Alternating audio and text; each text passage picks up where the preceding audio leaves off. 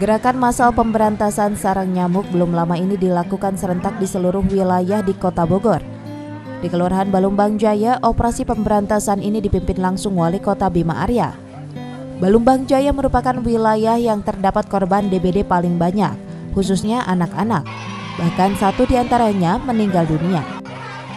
Gerakan pemberantasan sarang nyamuk dilakukan dengan menyisir seluruh perkampungan dan sekolah untuk mencari genangan air. Petugas juga membersihkan botol, pot bunga, dan tempat sampah.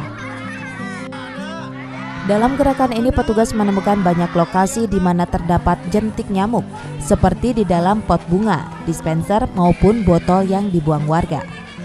Wali Kota meminta agar tak hanya mengandalkan pengasapan atau fogging untuk memberantas nyamuk, namun justru gerakan PSN yang harus digalakan secara masif. Angka DBD ini meningkat, jadi harus masif antisipasinya. Saya memberikan 3 arahan. Yang pertama, jangan hanya sekedar fogging. Fogging itu hanya salah satunya, tapi harus diikuti dengan pembersihan genangan air sarang nyamuk secara serentak. Saya lihat tadi ada dispenser yang ketika kita buka itu ada jentik-jentik nyamuknya. Jadi semua titik-titik yang membuat nyamuk nyaman biasanya ya itu diwaspadai. Satu, terus kedua saya perintahkan camat, lurah, aparatur wilayah untuk buat sistem patroli, piket untuk terus muter. Ya, setiap hari ke pesantren-pesantren, ke majelis taklim, ke warung-warung, ke sekolah semua untuk mengingatkan semua agar selalu bersih.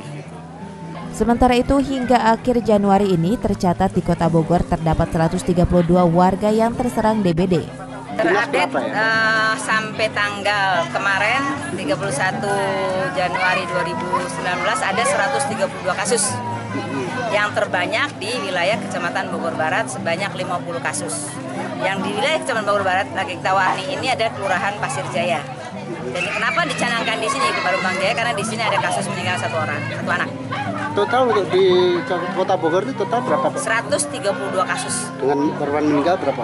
Meninggalnya 3 yang meninggal. Itu jadi belum ada penetapan status KLB, kenapa Bu? Karena memang belum KLB, kita siaga. Statusnya siaga. Jadi makanya kenapa sekarang dicanangkan gertak PSN tadi untuk mencegah, mengendalikan jangan lagi terjadi peningkatan kasus dulu. Serangan DBD ini diperkirakan akan meningkat pada bulan Februari ini, mengingat saat ini bertepatan dengan siklus 5 tahunan demam berdarah. Dari Kota Bogor, Herman Bons melaporkan.